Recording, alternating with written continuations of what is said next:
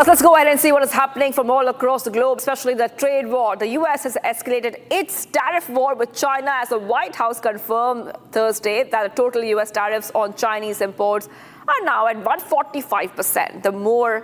This move is very, very important given the fact a new executive order has come from Donald Trump raising tariffs to 125%, up from 84%. It also includes an additional 20% tariff, specifically targeting the fentanyl-related imports previously imposed on China, pushing the cumulative tariff rate up. Meanwhile, China has refused to back down against America's aggression.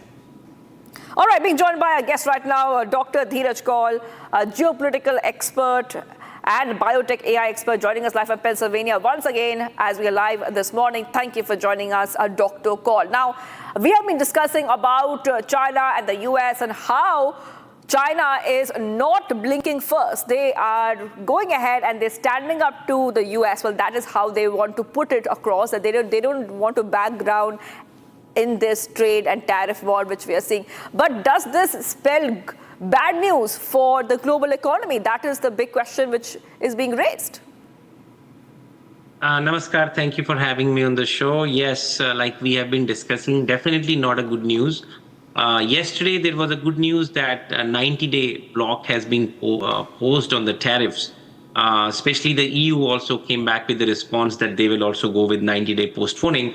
But then today we saw a sell-off again of major equities in S&P. Dow Jones, like S&P, was also pretty badly hit, 4.3% down. Dow Jones was also hit, and every platform across the trading is hit badly. But having said that, I think what happened today is apparently Japan is also selling off treasury bonds of US. And China as well. China holds around $1 trillion of U.S. equities in the form of the bonds. But there is a big issue coming now because China has been cornered by U.S. about its wrong practices of unfair trade. Along with today, if you've been watching the news, our Secretary of Defense came back from Panama. And addressed the huge issue. See, 5% of the trade, global trade, goes through the Panama Canal, but the most important thing is the strategic value for the East Coast, because we have U.S. naval fleets on the East Coast. If they have to go to the West Coast, they have to go through the Panama Canal, which was made by the efforts of FDR, U.S. investments. So now China is trying to buy ports there. And there was a huge corruption scam which was exposed with U.S. intervention. And now the government in Panama is pro-U.S. and they want to get rid of China, who was trying to acquire places and buy ports and start unfair practices. Just similar things he did with Sri Lanka ports and with Bangladesh as well. So there is a big backlash happening. And now, as you know, the trade war is full on. They have increased the tariffs big time.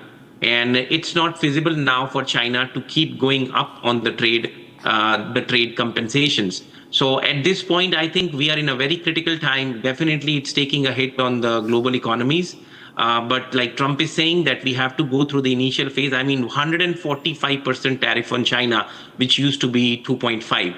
As of now, on record, I must say that 10% baseline tariff is on. And 25% is for steel and aluminum and 25% for auto. Rest, everything is put on hold for 90 days. And like we were discussing on your channel, first that this is a negotiation technique. And now 75 countries have told they want to come and discuss. And 15 countries have officially offered a trade deal with US. So US is going to look what is in best strategic interest of the country and proceed further.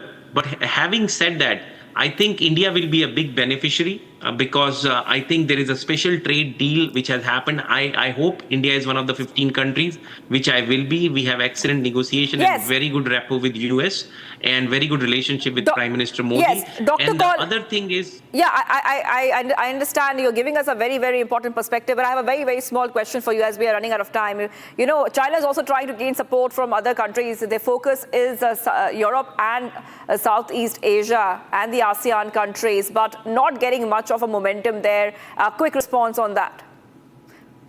Yes. Definitely there is a point, but let me assure you, most of the leadership, the cabinet in US, every day they are getting tens and tens of phone calls from leaders of the country. And there is a new 2.0 trade organization of the world being formed, in which tariffs have to be at least some kind of reasonable combination and permutation. But having said that, I think like in 2018, during first Trump era, 54 big companies had to move out of China. The biggest beneficiary was Vietnam, followed by Thailand, and only 3 companies came to India. But I think at this point, there is another second time big opportunity that some level of manufacturing can be moved to different countries, including India. And I hope this time we are able to take more benefit of the situation. As we are natural allies, we have excellent relationship. And especially in the world of artificial intelligence, machine learning, where I work, there is huge momentum growth. So I have very good hopes of India negotiating great trade deal with US, and also benefiting on the exodus of big companies from China. Mind you, China is 31% of products made in the world is made by China. India is at 3%. So we have 10x we can grow. So great potential for Indian growth. Okay, thank you so much for joining us. Dr. Dheeraj Kaul, a geopolitical expert on the trade war between China and the US and what repercussions and effect it's having globally as well.